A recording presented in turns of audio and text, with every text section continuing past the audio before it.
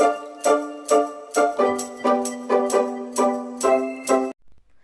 morning mga kamamshi and everyone. So, ayan po, another sharing na naman tayo. And syempre, lutong bahay na naman tayo mga kamamshi. Today, gagawa po tayo ng beef steak mga kamamshi. So, ayan, special na beef steak po ito talaga. So, ayan, nakat ko na yung baka natin. So, cut na lang kayo sa anong gusto nyo mga kamamshi. So, this time, gagamit po tayo ng orange mga kamamshi. Ito po ay fresh na orange. So, ayan po yung ating special na beef steak mga kamamshi. At saka yung ating garlic. Yung ating soy sauce. Yung ating oyster sauce mga kamamshi. So, ganyan. Tapos, yung ating dry onion. Tapos, lagay tayo ng salt, pepper, tapos, konting sugar, at saka seasoning mga kamamshi, yung ating mga pangpasarap. And then, after nyan, so, mix lang natin.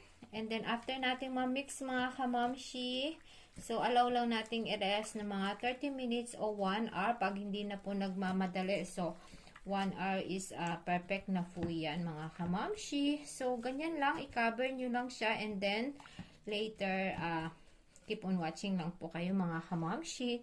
So, ayan na muna. So, ayan mga kamamshi. Mag-cook na tayo. So, after nyan, lagay na natin yung ating ilagay na natin yung ating marinate na.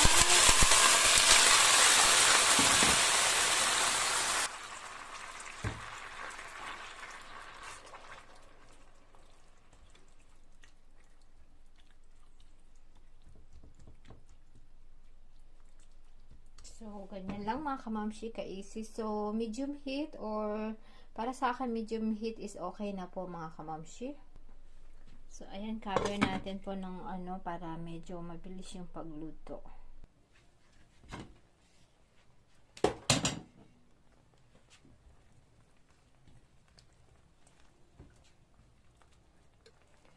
So, ayan mga kamamshi, yung magpapasarap nito, yung sibuyas pamor natin. So, mas marami pa yung sibuyas natin mga kamamshi. So, cover natin ulit and then cook pa natin.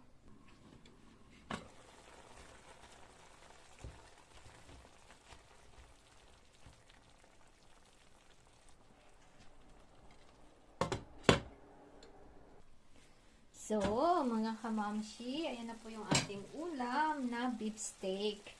So, almost done na ito mga kamamshi. So, ayan. Pag gusto nyo po talagang medyo wala siyang gaanong sabaw. So, okay na po yan mga kamamshi. Pero para sa akin, mas okay pa rin yung may konting sabaw-sabaw mga kamamshi. So, ayan na. Ready na po yung aming magiging ulam for today. So, ayan mga kamamshi. Ciao, ciao!